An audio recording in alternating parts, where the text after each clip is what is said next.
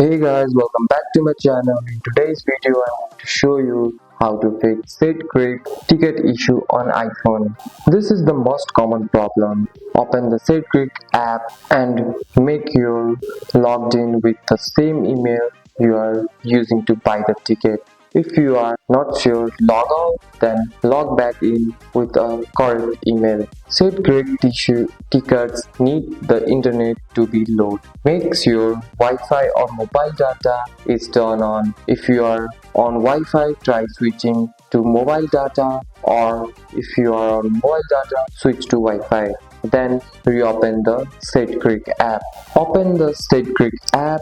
Go to My Ticket, pull the screen down to refresh, wait a few seconds and check if your ticket appears. An outdated app can cause the ticket problem. Go to App Store, search for SeatGeek. If you see update, tap it. Once updated, open the app again and check your ticket. Now fully close the SeatGeek app, swipe up from the bottom of your screen, find the SeatGeek and swipe it away. Reopen the app and check your ticket again. Restarting fix many small issues. Turn your iPhone off, wait about 30 seconds, then turn it back on. Open SeatGeek and try again. And that's it. That's all for today's video, guys. If you found this video helpful, drop a like and subscribe for more videos. Thanks for watching. See you in next one.